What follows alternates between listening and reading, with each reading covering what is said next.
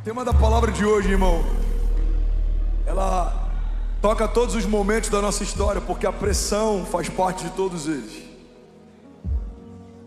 Pressão para prosperar, pressão para crescer, pressão para avançar, pressão dos inimigos, mas também de pessoas que te amam. A pressão não é necessariamente algo ruim. A ausência dela faz com que a gente se acomode.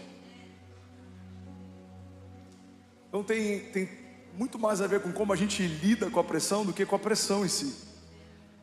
Assim como os problemas eles existem para todo mundo. Então uma vida próspera tem muito mais a ver com como eu lido com os problemas do que com o que os problemas são de fato. O salmista, quando diz que o Senhor prepara uma mesa na presença dos inimigos e honra ele ungindo a cabeça com óleo e o cálice faz transbordar, ele está deixando claro que para quem caminha com Deus e tem uma firme convicção das promessas, os gigantes deixam de ser problema e eles passam a ser plateia. Para outros, os gigantes foram o fim da história. Eles desistiram quando os gigantes se levantaram, eles sucumbiram quando os gigantes vieram. Então, você percebe que é você quem define o que os seus gigantes serão, problema ou plateia. É você que define o que a pressão será, combustível ou final da história. É você que define o que as promessas serão fábulas ou serão norte. Elas vão romantizar a tua jornada de fé ou elas vão nortear os teus passos.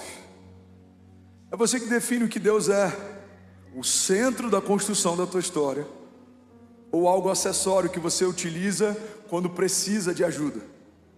É você que define, irmão, tudo que é importante, se vai ser de fato prioritário ou secundário, se vai ser de fato indispensável ou acessório. E à medida que a gente define aquilo que a gente vai definir também que tipo de vida a gente vai ter. Você define que tipo de vozes você dá acesso, que tipo de pessoas você ouve conselhos, que tipo de lugares você busca a instrução. Você que define os combustíveis da tua jornada, você que define para onde vai. E isso é liberdade. É interessante porque, historicamente, quando os escravos foram libertos no Brasil, nesse período vergonhoso da nossa história, em que pessoas eram compradas e vendidas, a história diz que muitos escravos pediram para voltar para os seus senhores porque não sabiam como lidar com a liberdade. Saber lidar com a liberdade é algo importante, irmão, porque não é só sobre ser livre, é sobre se portar como alguém livre. Não, vou falar isso de novo e alguém vai pegar isso aqui. Não é só sobre ser filho, é sobre se portar como filho. Não é só sobre ter uma promessa, é sobre se portar como alguém que carrega uma promessa de Deus. Irmão, vamos ser sinceros, não é uma promessa de alguém, é uma promessa de Deus. Você precisa caminhar como alguém que carrega uma promessa de Deus. Você já ouviu aquela expressão, aquela mulher parece que está com um rei na barriga? Por que essa expressão é usada? Embora haja um sentido negativo, mas a ideia é que alguém que sabe que carrega um príncipe se porta de uma forma diferente. A pergunta que a gente precisa fazer é: como deve se portar alguém que carrega a vida de Deus dentro de si? Como deve se portar alguém que carrega promessas de Deus dentro de si? Como deve se portar alguém que carrega uma esperança viva dentro de si? A gente não tem desculpas, irmão, para dizer que a gente parou por causa da pressão. Todos os discípulos enfrentaram pressão. Alguns foram decapitados, alguns foram crucificados de cabeça para baixo, inclusive, porque não queriam ser crucificados como o seu mestre foi. O primeiro mártir foi apedrejado, a glória de Deus brilhava sobre a sua face. A igreja foi perseguida desde o princípio. Nero tentou criar uma indisposição social, tacou fogo em um bairro inteiro e colocou a culpa nos cristãos. Os cristãos foram empalados e foram envolvidos em cera para serem utilizados como luzes para iluminar as cidades à noite. Cristãos foram lançados em covas. Não, a gente não pode usar a pressão como desculpa. A pressão que a gente enfrenta hoje é infinitamente menor do que a pressão que muitos cristãos enfrentaram um dia e enfrentam até hoje na janela 1040, em lugares perseguidos. Então, a gente precisa entender que se tem gente que consegue se manter fiel com mais pressão do que o que a gente tem enfrentado, o problema não é a pressão. Faz sentido? O problema é a minha mentalidade, ou a forma como eu enxergo, é a forma como eu lido. Pressão sempre vai existir, guarda isso, irmão. A pressão pode se tornar o teu combustível. Eu lembro de uma mensagem que eu preguei, uma série que eu preguei em Miami. Eu não lembro se eu cheguei a falar sobre isso aqui em Alphaville, sobre grandeza. E um dos conselhos de sabedoria que eu dei é: cuidado com quem respeita demais os seus limites. Todo filho mimado teve um pai que respeitou demais os seus limites. Esse é o meu desafio como pai, porque a gente ama tanto, que a gente quer poupá-los de coisas que a gente não foi poupado, mas talvez por isso a gente se tornou quem a gente se tornou. Lembra daquele ditado, aquele provérbio oriental? Tempos difíceis criam homens fortes. Homens fortes criam tempos fáceis. Tempos fáceis criam homens fracos. Por isso que muitos herdeiros perderam herança, porque eles foram ensinados a ser herdeiros, mas não foram ensinados a serem homens de governo. Então herdaram algo de alguém que governava, mas ninguém ensinou eles a governar. Então, irmão, a pressão, ela é importante. Cuidado com quem respeita demais os seus limites. Cuidado com quem sempre tenta te trazer para um lugar de conforto. A história não é feita em lugares confortáveis. A história do novo nascimento, da redenção, da nova aliança, a história da igreja, a história do evangelho, começa numa manjedoura, termina numa cruz, num lugar emprestado. E o verbo vivo, o Filho de Deus, ele é sepultado no lugar emprestado. Ele enfrenta por 3 dias um período de ausência de vida, até que a voz do seu pai chama ele de volta da morte. Então o que a gente aprende com os evangelhos? O que a gente aprende com Deus? O que a gente aprende com a história de Jesus? É que a pressão sempre fez parte do ministério deles, mas a despeito da pressão, as promessas sempre se cumpriram. Levante suas mãos, declara isso comigo em nome de Jesus. Diga: a despeito da pressão, toda promessa de Deus, diga, vai se cumprir.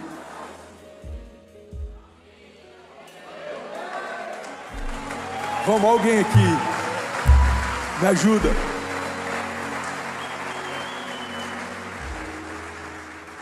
A pressão pode ser um combustível. Se alguém já entrou no Fla-Flu, no Maracanã, na época em que tinha mais lugares do que tem hoje, você sabe muito bem do que eu estou falando. O Fla-Flu, irmão, é um patrimônio cultural do Brasil. Eu sei, aqui tem Corinthians e Palmeiras, mas nada se compara ao Fla-Flu. Tô brincando, mas é sério. Escreveram músicas sobre, fizeram livros sobre, documentários sobre. Por quê? Porque quando você entrava naquele lugar, uau! Agora pergunta para os jogadores de alto padrão se eles preferiam jogar ali ou se eles preferiam jogar num estádio vazio, sem torcida. A pressão, para quem aprendeu a lidar com ela, não é um problema, começa a se tornar até um combustível. Tem grandes boxeadores, inclusive, alguns campeões mundiais, que deixavam o seu opositor bater um pouco mais, para que isso fizesse com que eles se irassem ainda mais, e eles vinham com tudo em seguida. A pressão, irmão, pode ser um catalisador. A pressão pode ser a melhor coisa que vai acontecer na tua história, porque sem a pressão, a gente abaixa a guarda. Eu aprendi algo com o antigo motorista do meu sogro, já compartilhei isso aqui. Ele é militar, e várias vezes o meu sogro ficava inquieto, ele achava estranho, porque ele ia fazer um atendimento, eu ia no hospital, e quando ele voltava, mesmo estando muito frio, ele deixava a janela aberta, e ele estava quase que tremendo lá dentro, e às vezes com muito calor, ele nunca ligava o ar-condicionado. E meu sogro um dia perguntou: por que você nunca liga o ar, ou por que quando está frio você nunca fecha a janela? Ele falou: porque o desconforto me deixa atento.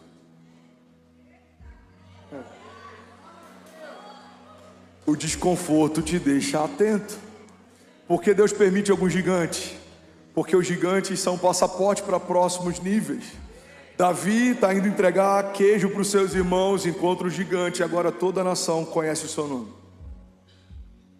Ele estava fazendo algo trivial, quando o gigante entra na história, ele começa a viver algo extraordinário, fora do comum. Os gigantes tiram a gente desse lugar de normalidade e levam a gente para um lugar de sobrenaturalidade. Eu não sei se isso existe, mas se não existir, foi criado agora, ok? Os gigantes, eles têm esse potencial. Poucas coisas nos ativam tanto quanto uma perseguição, uma crise, um problema. Vamos ser sinceros, alguns dos períodos em que a tua fé mais prosperou foram períodos em que você mais viveu desconforto. Como diz a Kezinha, a fé prospera no desconforto. A viúva viu o óleo escorrer dos céus. Pedro viu seus pés caminhando sobre as águas. Daniel viu leões jejuando na presença dele, mesmo tendo fome. Mesaque, Sadraque e Abidnego viram fogo aquecido várias vezes mais, não os queimar. Por que eles viram isso? Não é porque Deus tirou a pressão, é porque Deus estava com eles. A chave para uma vida próspera, para uma vida sobrenatural, para uma vida de milagres, não é a ausência da pressão, é a presença de Deus. Não, vou falar isso de novo, alguém vai pegar isso daqui. Uma vida extraordinária, sobrenatural, cercada por milagres, não é uma vida com ausência de pressão, é uma vida marcada pela presença de Deus. Se Deus está presente, algo de Deus vai acontecer, independente de todo o restante que possa estar presente também. Irmão, guarda isso, na equação dos céus é mais ou menos assim. Se você tem problema e não tem Deus, você tem problemas. Se você tem uma doença e não tem Deus, você tem uma doença. Se você tem perseguidores e não tem Deus, você tem uma perseguição. Mas quando Deus entra nessa equação, todo o restante se torna indiferente. Se você tem um problema, mas tem Deus, Deus está com você. Se você tem uma doença, mas tem Deus, Deus está com você. Se você tem uma perseguição, mas tem Deus, Deus está com você.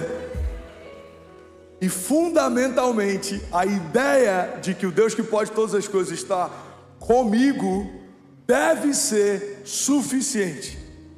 A presença de Deus é suficiente. Pastor, mas os inimigos são muitos. Ele continua sendo suficiente. Mas os tempos são difíceis. Ele continua sendo suficiente. Porque qual seria o sentido de Deus ser poderoso quando os tempos são fáceis? Deus não é Deus quando os tempos são bons. Deus é Deus em todo o tempo. Alguém comigo aqui? Que Deus é esse, irmão? Que só faz sentido ser quem é quando as coisas são favoráveis. Ele não precisa de tempos favoráveis. Ele torna momentos de crise em momentos favoráveis. A água começa a brotar no meio de um lugar árido. Em alguns momentos o povo tinha que tocar para que a água saísse, em outros apenas falavam com a rocha para que ela obedecesse. Irmão, que Deus é esse que cria oásis em meio a períodos de seca, que mantém folhas verdes mesmo em períodos de caos? Que Deus é esse que faz você prosperar independente das circunstâncias? Que Deus é esse que faz a gente ter paz mesmo que ande por um vale de sombra e morte? Que Deus é esse que nos dá proteção mesmo que 1000 caiam ao nosso lado, 10.000 à nossa direita? Irmão, é o Deus que a gente serve, é o Deus Todo-Poderoso, é o Deus que pode todas as coisas. E se Ele está com você, a pressão não é mais um problema, a pressão se tornou agora um combustível. Você precisa entender que o inferno está tentando parar você. Isso não é uma má notícia. O problema seria se o inferno estivesse tentando patrocinar você. Se o seu projeto é patrocinado pelo inferno, sim, você tem um problema. Mas se o projeto que Deus te deu tem sido retaliado pelo inferno, não, você não tem um problema. Você está no lugar que você deveria estar. Deus é quem te move, Deus te sustenta, Deus te guarda. E o inferno, irmão, manda ele reclamar com quem te chamou. Irmão, quem te chamou te sustenta. Quem te prometeu te garante. Há alguém comigo aqui? Aleluia. Aleluia. Vamos colocar alguns pingos nos is. O inferno contra você, tá tudo bem, nada mudou. O inferno a favor de você, uau, você precisa de Jesus urgente. Quando o seu maior opositor te apoia, você tem um grande problema. Agora, quando o seu maior opositor te odeia, nada mudou, nada de novo. O inferno odeia você, o inferno odeia suas promessas, o inferno odeia sua família. E está tudo bem, porque Deus ama você. Deus te deu promessas, Deus sustenta a tua família. Você já deve ter ouvido aquele ditado que o problema não é o que falam de mim, mas quem fala de mim.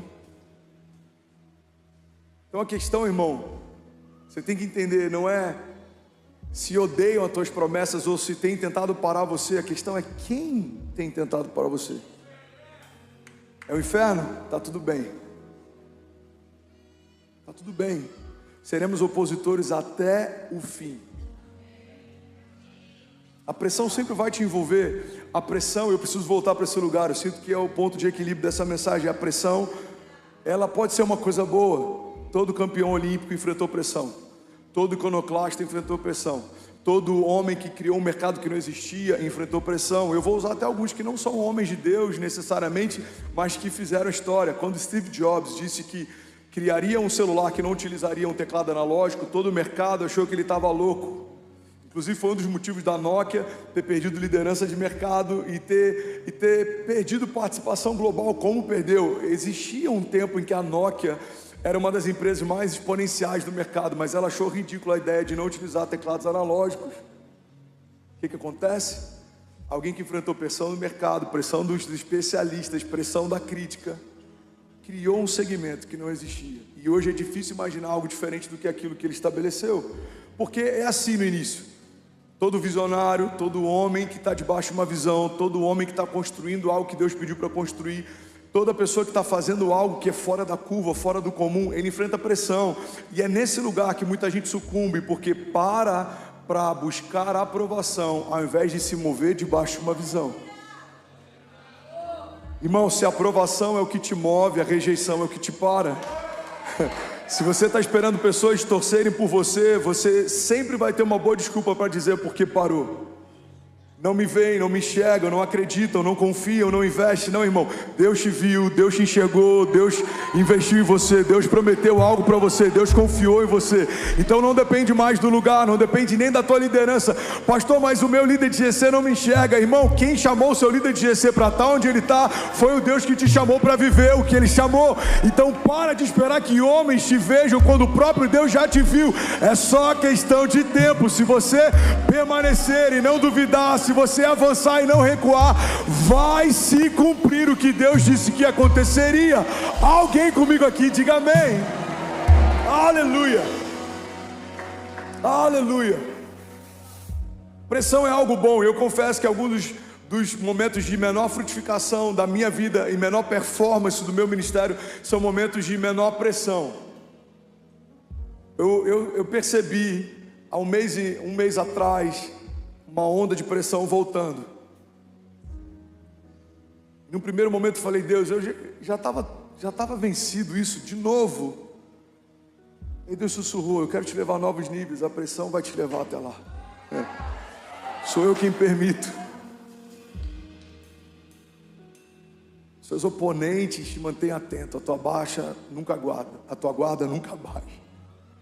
Seus oponentes te mantêm focados, você sabe que tem alguém que só está esperando um deslize seu para engolir você vivo. Seus oponentes odeiam o que você carrega, odeiam a unção que você recebeu, odeiam a visão que você se move. Então qual é a melhor forma de você dar uma resposta para tudo que se levanta contra você? Prosperando debaixo de uma palavra de Deus. Lembra de Paulo? A Bíblia diz que Paulo está numa ilha, estava frio, ele está pegando lenha e graveto para colocar na fogueira. Então, de repente, ele pega uma serpente, a serpente pica a mão de Paulo. Ele tinha acabado de enfrentar um naufrágio. Então, o povo da ilha olha para aquele contexto, eles falam, uau, esse homem é amaldiçoado. Por quê, pastor? A lógica é simples. Os deuses tentaram matá-lo através de uma tempestade. Não conseguiram, agora estão tentando matá-lo através de uma serpente, e esse homem é amaldiçoado. Mas a Bíblia diz que passa o tempo, e eles achavam que Paulo iria inchar e morrer. Paulo não inchou e nem morreu. E aí a opinião da multidão muda. Agora eles dizem, uau, esse homem é abençoado. Por quê? Porque nem a tempestade matou ele, nem o veneno de uma serpente, ele é diferente. A mesma multidão que te critica quando as retaliações vêm, ela vai contar os seus testemunhos, se você permanecer e não desistir. Agora, não só isso.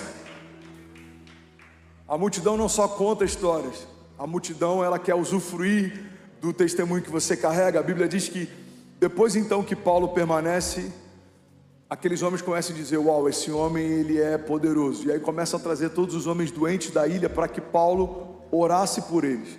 Inclusive o homem mais poderoso daquele lugar estava com seu pai doente, traz para que Paulo ore. E aí tem uma chave na Bíblia que eu amo, quando a Bíblia diz que Paulo então, impondo as mãos sobre os enfermos. Guarda isso, irmão. A mesma mão que foi ferida minutos antes, minutos depois, está ministrando cura. Você lembra de Paulo colocando a mão sobre os gravetos? Você precisa lembrar que Paulo também colocou a mão sobre os enfermos. O problema é que tem muita gente que quando coloca a mão sobre um graveto, e é só uma analogia, e é picado, olha para a multidão e ouve as suas críticas e desiste.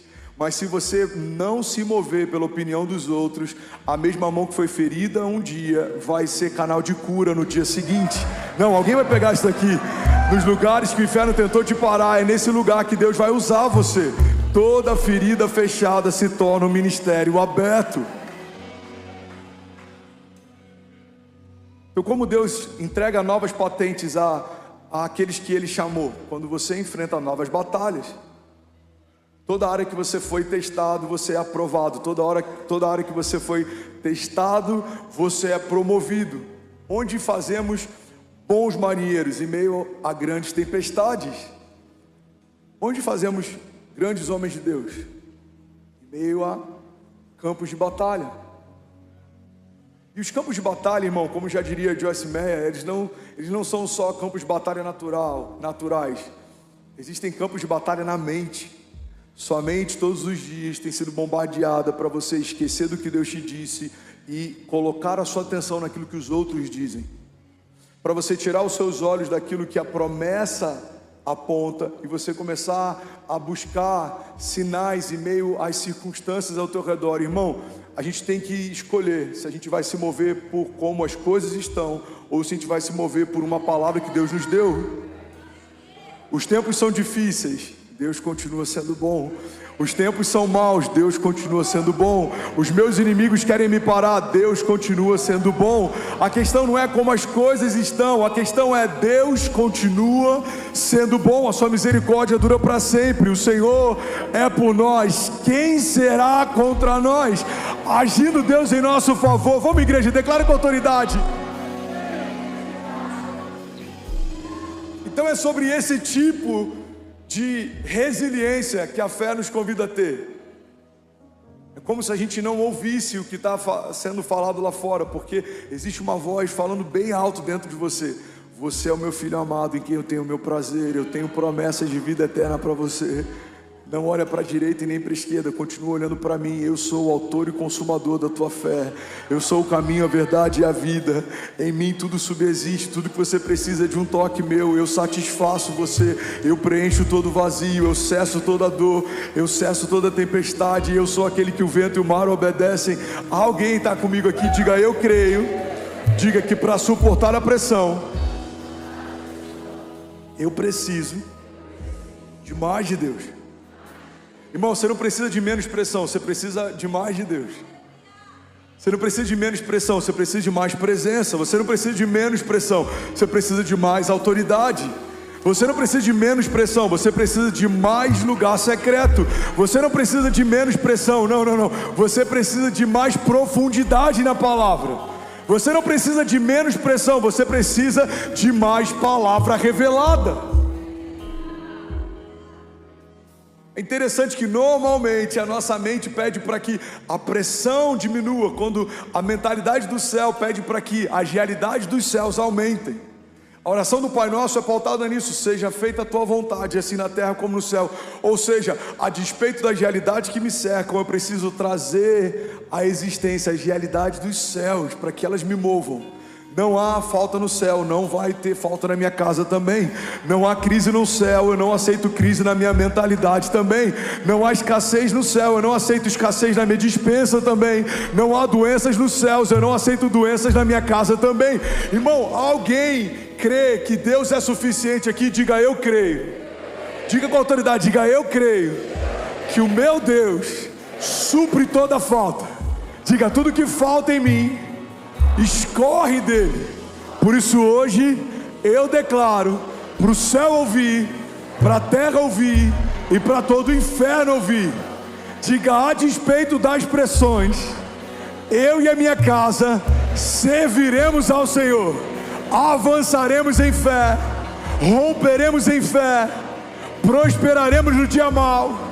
Diga: andaremos sobre as águas e viveremos ainda esse ano o maior romper da nossa história, em nome de Jesus. Você pode celebrar Jesus no seu lugar. Aleluia, aleluia, aleluia. Pastor, mas os dias são difíceis. Deixa eu te dar uma boa notícia: é o melhor período para semear. Você tá falando aquilo que os economistas dizem, que a gente tem que comprar ao som dos tambores e vender ao som dos violinos. Não. Eu não estou falando de mercado financeiro, eu estou falando de reino de Deus. O melhor momento para semear são os momentos difíceis. E eu vou te provar na Bíblia isso. Gênesis 26:12.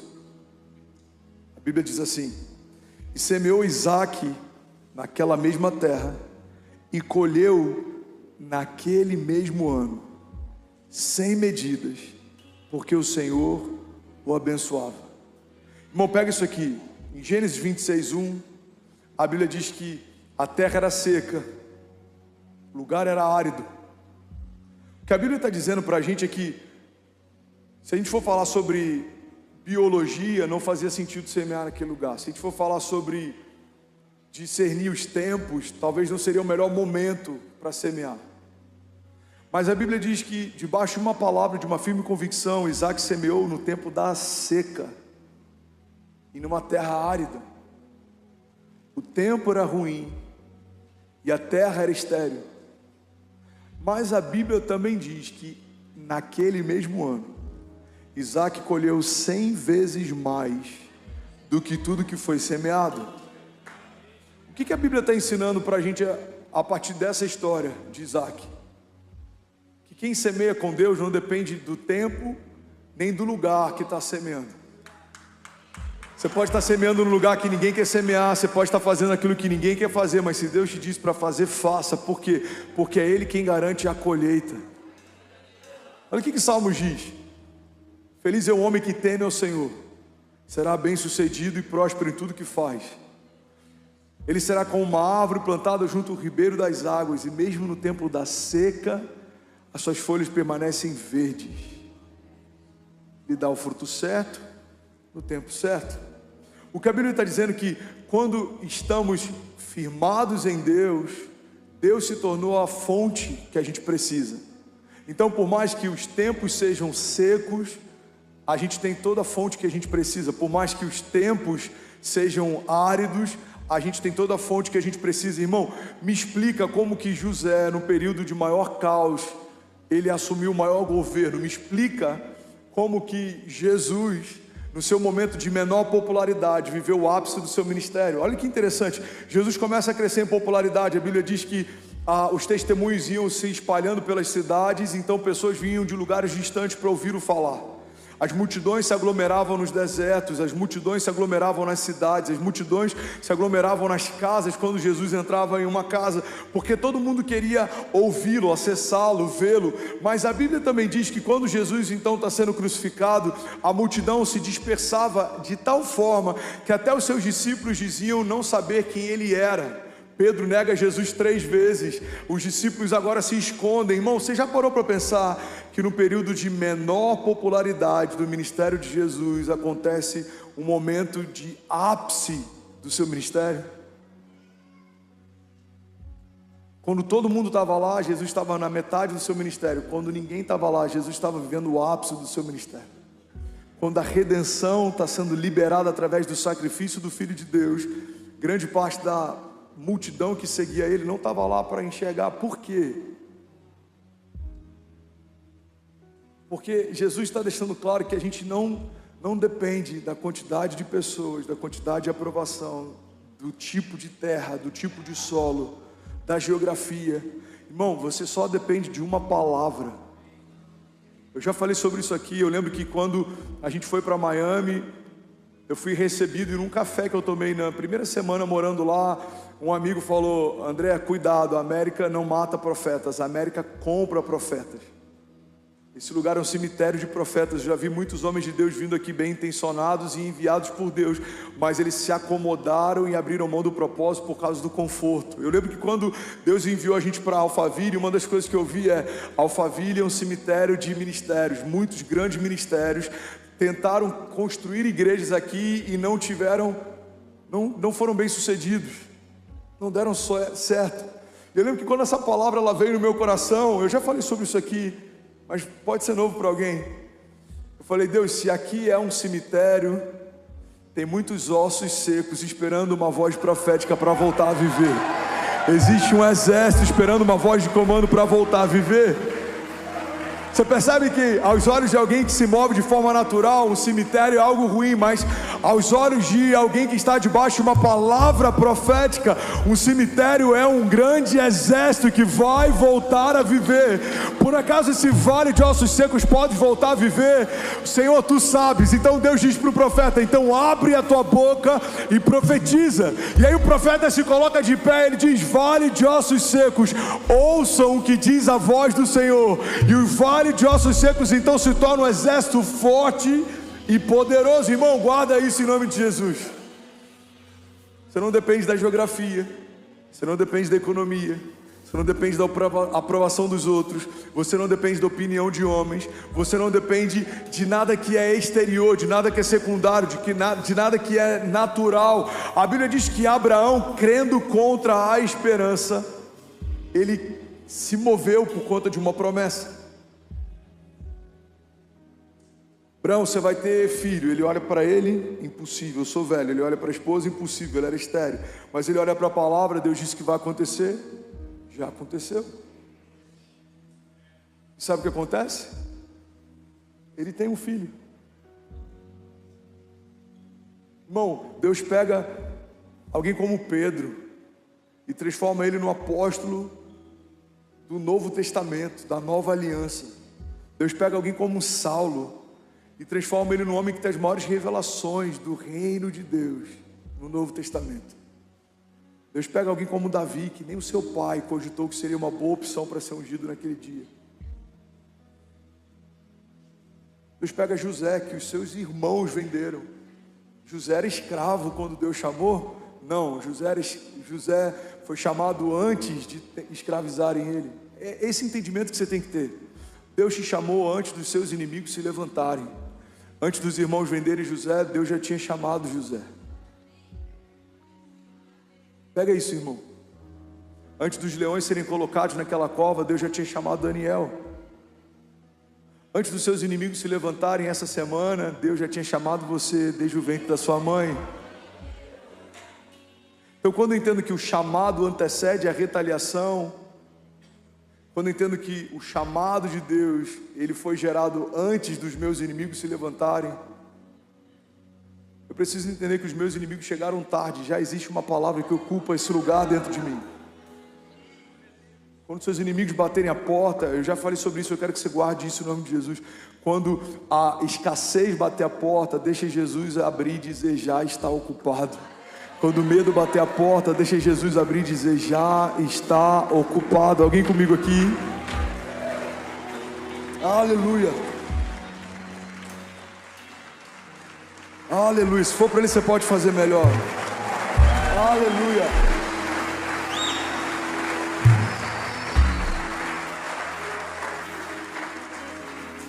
Isaías 61:1 diz: o Espírito do Senhor soberano está sobre mim, pois o Senhor me ungiu para levar as boas novas aos pobres. Ele me enviou para consolar os de coração quebrantado e para proclamar que os cativos serão soltos e os prisioneiros serão libertos. Ele me enviou para dizer aos que choram que é chegado o tempo do favor do Senhor e o dia da ira de Deus contra os seus inimigos.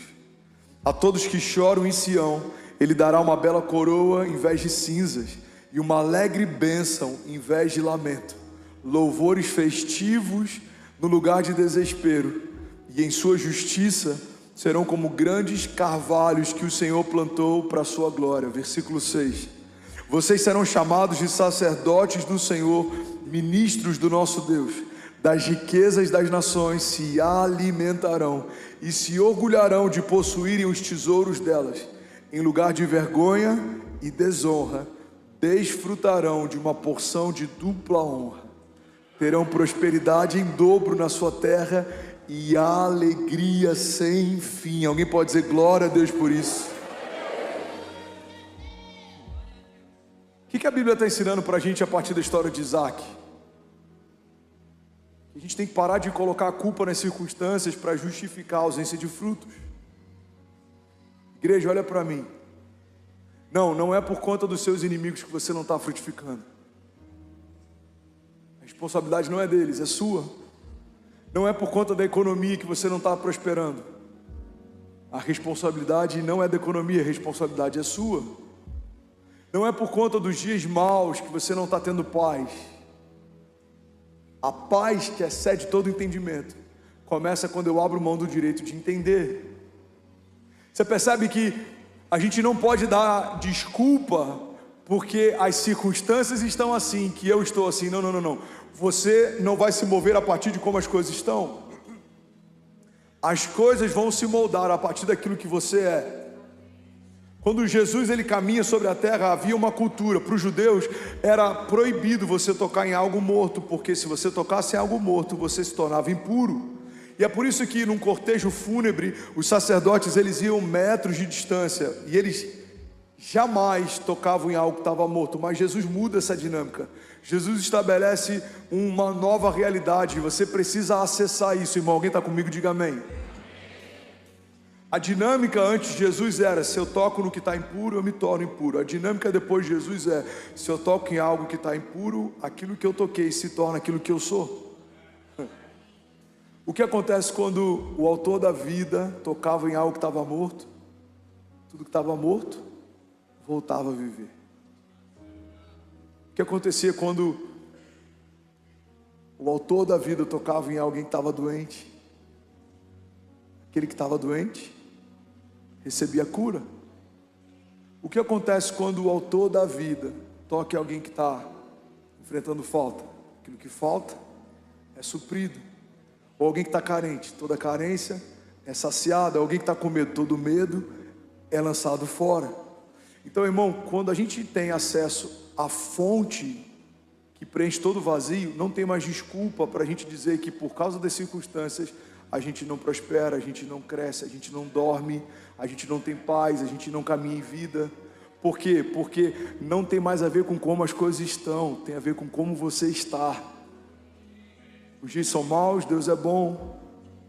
Os dias são de caos, você tem a paz que excede todo entendimento. Os dias são de falta, você tem acesso ao dono de todo o ouro e de toda a prata, ao Jeová Jireh, o Deus da provisão. Então, como suportar a pressão? Olhando menos para como as coisas estão e olhando mais para quem Ele é. Uau, 10 mil famílias online agora, você pode celebrar. Você tem noção que se tiver 2 pessoas por casa, tem mais de 20 mil pessoas online agora de manhã? Não, de verdade, alguém pode celebrar o que Jesus está fazendo aqui? Aleluia! Aleluia! Então vamos para a vida de Jesus. Como Jesus lidava com portas fechadas.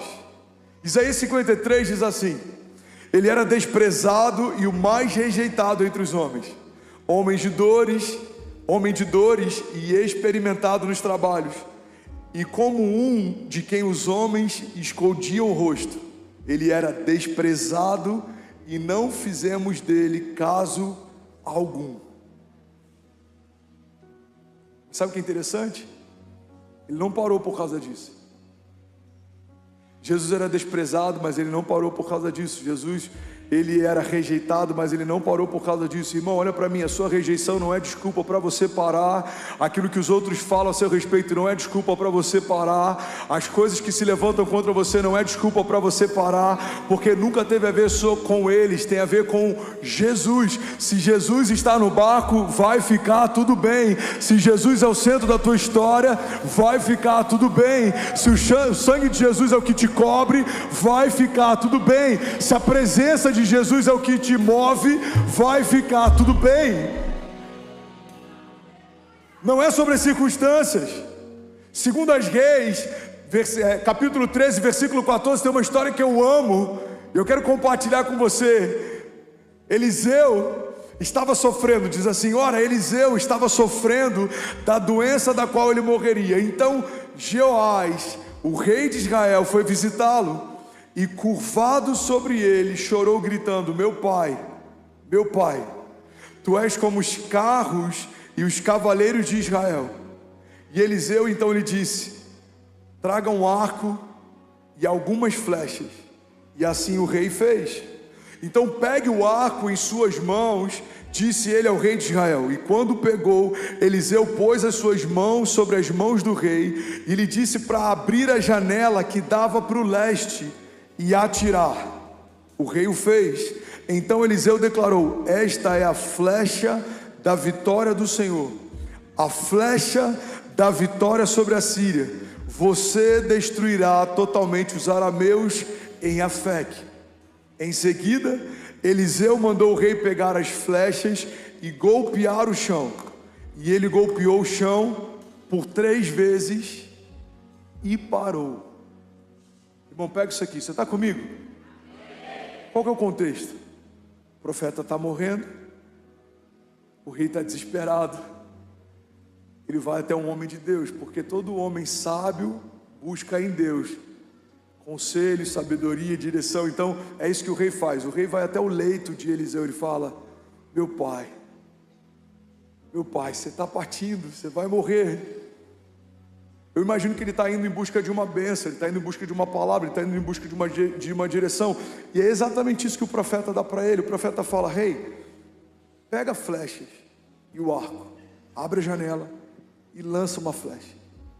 E a Bíblia diz que assim que o rei lançou uma flecha, ele diz: essa flecha profeticamente simboliza a vitória sobre a Síria. Aí ele fala: agora pega as flechas e golpeia o chão. E aqui está uma chave. A Bíblia diz assim: então ele golpeou o chão 3 vezes e parou. Você pode falar comigo? Diga: ele golpeou o chão 3 vezes e parou. Diga: ele parou. A Bíblia continua dizendo: o homem de Deus ficou irado com ele e disse: você deveria ter golpeado o chão 5 ou 6 vezes. Então iria derrotar a Síria e a destruiria completamente. Mas agora você a derrotará somente 3 vezes. Pastor, eu estou mais perdido do que cego em tiroteio. Eu vou te explicar. Quando você está debaixo de uma palavra profética, existe uma chave. E eu quero que você guarde ela hoje. Você só vai parar quando Deus te disser para parar. Não, pega isso aqui, me ajuda a pregar. Fala para quem está do seu lado: você só vai parar quando Deus te disser para parar. Agora fala para quem está do outro lado. Fala com cara de profeta. Fala: você só vai parar quando Deus te disser para parar. Sabe o que a gente aprende com esse momento na história? É que muitas vezes a gente se move quando Deus diz para a gente começar, mas a gente para mesmo Deus não tendo pedido para a gente parar. Irmão, não é tão difícil ouvir uma palavra quando a gente precisa se mover, mas muita gente está parando mesmo sem ter ouvido uma palavra para parar. Deus disse: começa. Deus não disse para parar, não pare. Deus disse: confia. Deus não disse para parar, então não pare. Deus disse que esse casamento era dele, você se casou. Deus não disse para parar, então não pare. Deus te deu uma palavra para abrir a empresa que você abriu. Deus não disse para parar, então não pare. Deus te deu uma palavra para o ministério que você carrega. Você começou o seu ministério, Deus não disse para parar, então não pare. O problema é que muita gente ouviu Deus quando começa algo, mas mesmo sem ouvir Deus, parou algo. Eu lembro que na América, muita gente que eu recebia vinha com uma palavra: pastor, a gente tem uma palavra de Deus para vir para a América, a gente vendeu tudo no Brasil, a gente veio. Uau, glória a Deus, Deus te abençoe, bem-vindo. Aí dava 4 meses, a família não se adaptou, o dinheiro acabou. Pastor, Deus deu uma direção que a gente precisa voltar. Irmão, Deus não é bipolar, a gente precisa assumir que a gente desistiu. Não foi Deus que mudou de ideia, a gente desistiu. Porque se Deus te disse para fazer algo, faça. Mas se Deus não disse para parar, não pare. Se Deus te disse para começar algo, comece. Se Deus não disse para você abortar, não aborte. Se Deus te disse para se lançar em algo, irmão, se lance. Se Deus não te disse para voltar atrás, então não volte. Não é difícil. No reino de Deus é basicamente assim: Deus disse para fazer algo, faça. Deus não disse para fazer nada, não faça nada. Se Ele disse para correr, corra. Se Ele disse para andar, antes. Se Ele disse para voar, voe. Mas se Ele não disse para parar, não pare. Não pare. Não desista. Não retroceda. Não se compare. Não olhe para o lado. Não desanime. Não busque aprovação. Não espere que outros te vejam como Ele te vê. Não pare. Deus me deu uma palavra para Alphaville, estou debaixo dessa palavra. Enquanto não acontecer, não vamos desanimar. Enquanto não se cumprir, nós não vamos recuar. Mas os outros dizem, tanto faz o que eles dizem. Deus disse algo primeiro. Mas os outros pensam, tanto faz o que eles pensam. Eu tenho pensamentos de Deus que falaram comigo primeiro. Irmão, existe uma palavra que te move. Alguém está comigo, diga amém. Só pare se Ele disser para parar. Diante dos ataques, irmão, você precisa decidir. O que te reveste? Quais são suas armaduras? O que te protege? O que te guarda? Qual é o teu refúgio? Isso é uma decisão, você sabia? Você precisa decidir todos os dias. Quando você sai de casa, você precisa decidir. O Senhor é a minha armadura, Ele me guarda. O Senhor é o meu bom pastor, de nada terei falta. O Senhor me justifica. O Senhor me guia. O Senhor tem algo para mim nessa semana. O Senhor tem pensamentos de paz e não de mal. 1 João 5,4 diz: o que é nascido de Deus vence o mundo. E essa é a vitória que vence o mundo, a nossa fé. Agora tem um princípio básico, eu vou finalizar aqui. Alguém recebeu algo de Deus nessa manhã? De verdade. Louvor pode subir, pega isso aqui, irmão.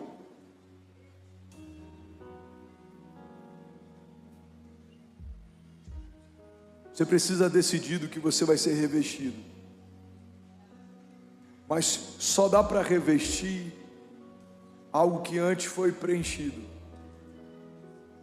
Só dá para preencher algo que antes foi vestido. A dinâmica de Deus é assim, ó. Primeiro Ele te veste. As coisas velhas ficaram para trás e em Jesus tudo se fez novo. Morre a nova natureza para poder nascer a nova natureza. Morre o velho para poder nascer o novo. Então a nossa natureza pecaminosa, ela é deixada de lado e você é redimido. Então primeiro você é vestido. Com o que eu sou vestido, pastor? Você é vestido com a natureza de Deus. Aquele que não cometeu pecado se fez pecado para que nós fôssemos feitos justiça de Deus. Você foi vestido com a justiça de Deus. Você foi vestido com o sangue de Jesus. Você foi vestido com uma nova natureza. Você foi vestido com uma nova aliança. Alguém comigo aqui? Esse é o momento que os carismáticos celebram. Tem algum carismático aqui? Tem algum pastor aqui? Tem algum intercessor aqui? Tem alguém do staff aqui? Tem algum voluntário aqui? Alguém? Então você foi vestido. Mas o Evangelho não diz respeito só à morte do novo. O Evangelho diz também respeito ao preenchimento. A morte do velho, mas também ao preenchimento do novo. Não diz respeito só a você não ter o que você tinha, mas diz respeito a você carregar algo que você nunca carregou. Então você é vestido de uma nova natureza, mas agora você também é preenchido com a vida de Deus. Aí sai uma mentalidade de morte, entra uma mentalidade de vida. Sai uma mentalidade de escassez, entra uma mentalidade de abundância. Aí sai pensamentos de morte, sai pensamentos de mal, começam a entrar pensamentos de vida, pensamentos de paz. Aí sai uma mentalidade da terra, começa a entrar uma mentalidade dos céus. Alguém comigo aqui? Aí sai toda a força do seu braço, começa a entrar favor e graça. Aí agora sai todo mau testemunho, começa a entrar novos testemunhos, milagres, sinais, maravilhas. Então você não só foi vestido com as vestes de Deus, mas você agora foi preenchido com as realidades dos céus. E aí acontece a terceira etapa. Aquilo que foi vestido um dia, preenchido um dia, agora é revestido. O que é o revestimento de poder? São as armaduras de Deus. Efésios 6. Vocês precisam se revestir com as armaduras de Deus para permanecer firmes no dia mau. Porque certamente o dia mau ele vem, certamente as pressões elas vêm, certamente o inimigo se levanta, certamente as dúvidas elas vão tentar nos abater, certamente as opiniões vão tentar nos parar, mas o quão revestido você está, o quão firmado você está, o quão encoraçado você está, irmão, você precisa colocar o capacete. Porque muitos dados vão tentar afetar a sua mentalidade, a sua visão. Você precisa colocar a couraça da justiça, porque muitas coisas vão tentar setar o teu coração, vão tentar parar os seus órgãos vitais. Você precisa estar calçado, porque tem lugares que você vai andar que eles são cheios de espinhos. Tem lugares que você vai andar que eles vão tentar parar você, ferir teus pés, cansar você. Você precisa estar renovado. O óleo que é derramado sobre a sua cabeça faz com que os inimigos que tentem te pegar não consigam. Você se tornou escorregadio. Os seus inimigos tentarão te parar, mas eles não te alcançarão. Eles te perseguirão, mas não te encontrarão. A Bíblia diz: revesti-vos, pois, de toda a armadura de Deus, para poder permanecer firmes no dia mau. A gente tem que se revestir, irmão. Como que eu me revisto, pastor? Ouvindo uma palavra no domingo? Não, a palavra, ela gera vida, ela te abençoa, ela te inspira. Mas tem mais do que ouvir uma palavra. Tem a ver com a gente mergulhar na palavra. Deus é a palavra. A palavra não contém Deus, a palavra é Deus. Você precisa se encher da vida de Deus, se encher da palavra de Deus. Você precisa se revestir das armaduras de Deus. Você precisa beber das fontes de Deus. Você precisa estar tão cheio, irmão, que quando as pressões vierem tentar te parar, não tem espaço vazio dentro de você, já foi preenchido. Quando as mentiras baterem a porta, a verdade de Deus já preencheu você. Quando os inimigos tentarem parar você, você vai olhar para eles e vai lembrar: maior o que está em mim do que tudo que se levanta ao meu redor. Aleluia. Então levante suas mãos, declare com autoridade, diga: eu preciso ser revestido da palavra. Diga: tudo que eu preciso está em Deus. Salmos 37:3 diz: confie no Senhor e faça o bem, assim você desfrutará na terra de segurança. Deleite-se no Senhor e Ele atenderá aos desejos do seu coração. Entregue os teus caminhos ao Senhor, confie nele e Ele agirá. E Ele deixará claro como a alvorada que você é justo, e como o sol do meio-dia que você é inocente. Então descanse no Senhor e aguarde por Ele com paciência. Salmos 34:4 diz: busquei o Senhor e Ele me respondeu, livrou-me de todos os meus temores. Porque os que olham para Ele estão radiantes de alegria, os seus rostos jamais mostrarão decepção. Esse pobre homem clamou e o Senhor ouviu e o libertou de todas as suas tribulações. Porque o anjo do Senhor é sentinela ao redor daqueles que o temem e os livra. Então provem e vejam que o Senhor é bom. Como é feliz o homem que nele se refugia. Temam o Senhor, vocês que são seus santos, pois nada falta àqueles que o temem. Alguém pode dizer glória a Deus por isso? Então fica de pé no seu lugar. Segundo os Coríntios 4,16 diz: por isso nós nunca desistimos. Ainda que o nosso exterior esteja morrendo, o nosso interior está sendo renovado a cada dia, pois as aflições pequenas e momentâneas que agora enfrentamos produzem para nós uma glória que pesa mais do que todas elas e durará para sempre. Portanto, não olhemos para aquilo que agora podemos ver. Em vez disso, fixamos o nosso olhar naquilo que não se pode ver, pois as coisas que agora vemos logo passarão, mas aquelas que nós não vemos durarão para sempre. Alguém pode dizer glória a Deus por isso? Hebreus 10:36, vocês precisam perseverar, de modo que quando tiverem feito a vontade de Deus, recebam aquilo que Deus prometeu. Salmos 27:14 diz: espere no Senhor, seja forte, coragem, espere no Senhor. Levante suas mãos, feche seus olhos. Salmos 9:9 diz: o Senhor é refúgio para os oprimidos, uma torre segura na hora da adversidade. Os que conhecem o seu nome confiam em ti, pois tu, Senhor, jamais abandona aqueles que te buscam. Salmos 16:8 diz: eu sempre tenho o Senhor adiante de mim, com Ele à minha direita eu não serei abalado. Josué 1:9 diz: não fui eu que lhe ordenei, seja forte e corajoso, não se apavore nem desanime, pois o Senhor, o seu Deus, estará com você por onde você andar. Alguém pode dizer glória a Deus por isso?